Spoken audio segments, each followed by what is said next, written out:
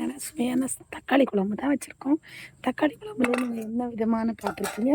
இதில் என்னெல்லாம் போட்டிருக்கோன்னு தெரியுமா? சின்ன வெங்காயம், வரமிளகா, கொத்தமல்லி, சீரகம், சோம்பு, லைட்டாக சோம்பு, பூண்டு, தக்காளி, அவ்வளோதாங்க. கொஞ்சமாக தேங்காய், கொஞ்சமாக கடலைப்பருப்பு, அவ்வளோதாங்க. சூப்பரான சுவையான தக்காளி சாம்பார் தாங்க.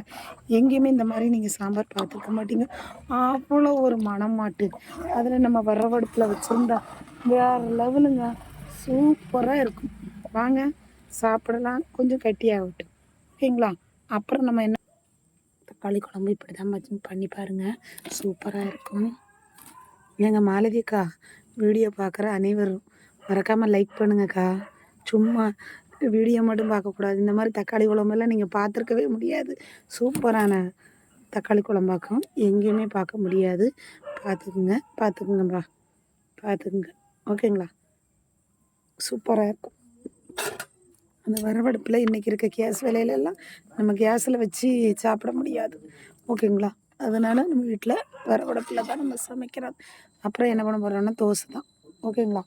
இதை குழம்பு இறக்கி வச்சுட்டு கொஞ்சம் வத்தின வாட்டி குழம்பு இறக்கி வச்சுட்டு தோசை சுட ஆரம்பிக்கலாம். இந்த மாதிரி தோசை சுட்டிங்கன்னா சூப்பராக இருக்குங்க. அதில் அடுப்பில் வச்சு சாப்பிட்டீங்கன்னு உங்கள் உடம்புல எந்த மாதிரி நோய்கள் இருந்தாலும் அதில் நம்ம பார்த்தோன்னா வாழைத்தண்டு பார்த்திங்களா, வாழைத்தண்டில் இந்த மாதிரி எண்ணெய் ஊற்றணும். அப்படின்னா பார்த்தீங்கன்னா அதிகமாட்டு இப்படி இந்த மாதிரி ஊற்றிட்டு பார்த்தீங்கன்னா இதெல்லாம் சத்தான ஐட்டம், சரிங்களா? மூடி வச்சாலே போதும், ஓகே? இப்படி திருப்பாமலே இப்படி எடுத்துக்கணும். இந்த மாதிரி சுட்டு சாப்பிடுங்க மக்களே, சூப்பராக இருக்கும். நீங்கள் பெரிய தோசை சின்ன தோசை எல்லாம் பார்த்துருப்பீங்க. இந்த மாதிரி தோசை பார்த்துருக்க மாட்டீங்க. என்ன அழகாலாம் இருக்குது பாருங்கள். சூப்பராக இருக்கும், அட்டகாசமாக இருக்கும். வாங்க, இதுக்கு பேர் தான் என்ன அப்பம், என்ன தோசைன்னு தெரியுமா மக்களே? அவ்வளோதான், தோசை சுட்டாச்சு. அப்புறம் பார்த்தோன்னா நம்ம எடப்பாடி அவர்கள் என்ன கொண்டு வந்து தந்திருக்காரு பாருங்கள். எல்லாமே நிறைய சலுகைகள்.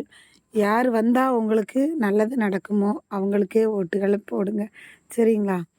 நம்ம எடப்பாடி அவர்கள் வந்தால் 3 கேஸ் சிலிண்டரு, புரியுதா? மாற்றுத்திறனாளிக்கு உதவிகள், தீபாவளிக்கு பார்த்திங்கன்னா பட்டு புடவைகள், பார்த்திங்கன்னா மானியம் இது 5 லட்சம் மகளிர் இதுக்கு வேண்டி எதுக்கு சக்கர வாகனத்துக்கு. அப்புறம் பார்த்திங்கன்னா எல்லாத்துக்குமே நிறைய சலுகைகள். கட்டணமில்லா பேருந்து மகளிர் ஆண்களுக்கும் உண்டாமா.